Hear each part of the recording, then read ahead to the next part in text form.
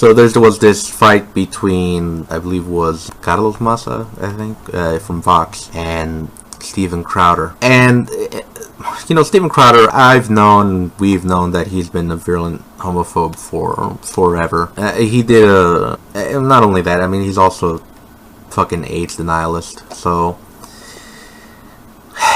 it's pretty obvious where Steven Crowder lies and what he thinks about gay people. I'm not at all surprised by it.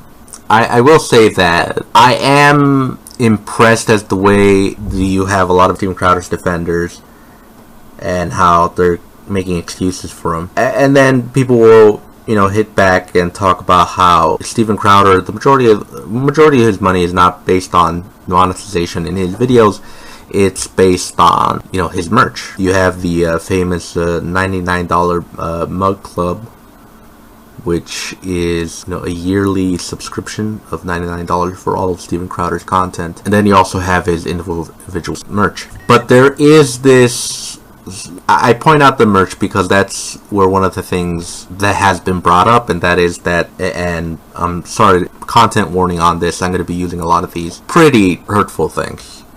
But I just need to say this because it goes into the defense. And he has a shirt of Che Guevara which says socialism is for fags. And the reason I say that has to do with the fact that some of the defenses is because the shirt itself does not actually have the A in it. It has, whether it be an asterisk or a stork for some reason. And you have people defending him saying, no, he meant figs.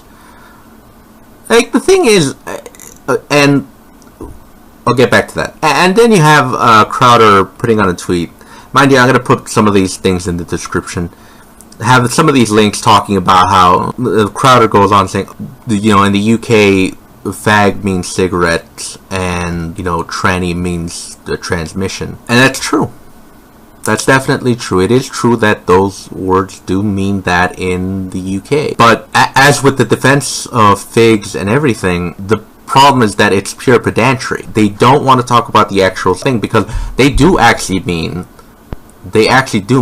A. They do actually mean it with an A. They don't mean figs. They don't mean cigarettes. They don't mean transmissions. They are using a homophobic slur. That's the intention. And you can't go around saying, well, I mean, he has another intent. No, he doesn't. He knows very well. Crowder and his followers know very well that's what he means. And you can't let them get away with that. Why do you think it's important for them to, you know, defend him? It's not a matter of free speech, and it's not a matter of, you know, this could result in people losing more money or being hit in the crosshairs. I mean, you have these defenses trying to make it not about Steven Crowder, but it is definitely about Steven Crowder. It is definitely about defending him. And I think the worst defense came from Boogie, 2988, or as he should be referred to as Boogie 1488. That's not the point. The point I'm trying to make is that Boogie talked about how, you know, both sides suck.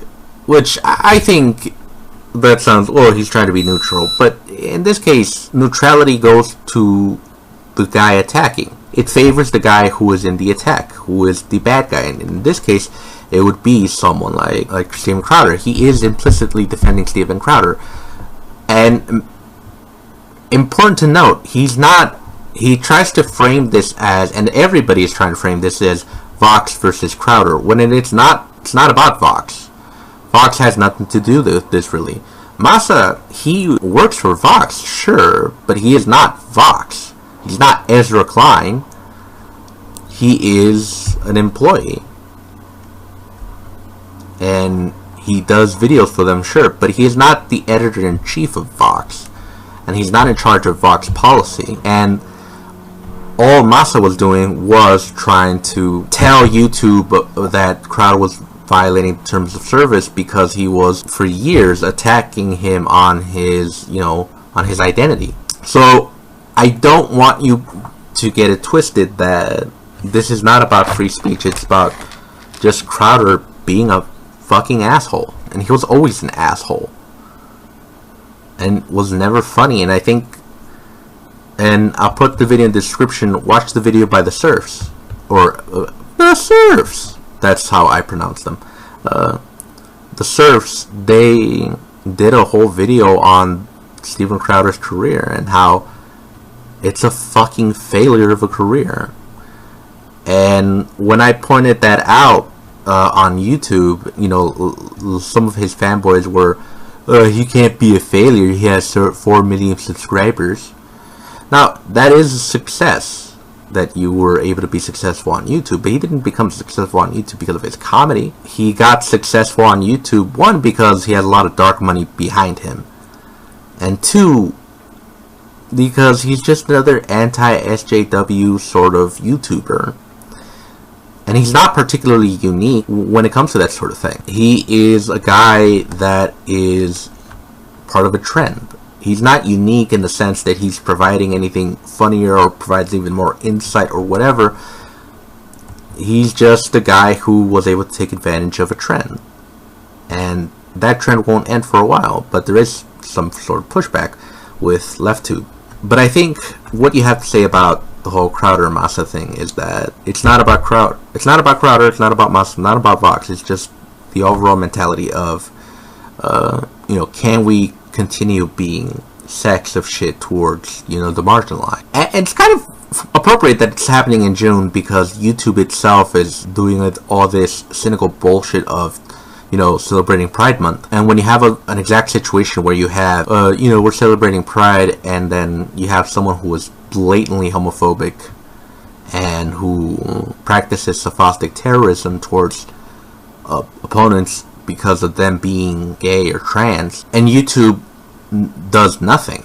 It really shows you how cynical the situation is. How cynical can you be that you're celebrating a month of trying to find solidarity with people who have been marginalized for the last 1500 years and then do nothing about it? So this whole Crowder thing is about, can you be homophobic and not face any consequences? Because if Crowder not losing his channel for this targeted harassment is able to keep his channel even though he blatantly violated the terms of service, it means that anybody who does the same thing can get away with it, especially if you're big enough. And, you know, Dave Rubin, he will have you on his show, and this is real. Steven Crowder, I believe, was supposed to appear in Dave Rubin's show about this very topic itself. And, you know, when asked about the fact that Crowder was being incredibly homophobic, he decides to block people for even pointing that out. And this is a large trend about gay rights, is that the fight is not over. And you have people on the right, obviously, that talk about, well, gay people were never oppressed.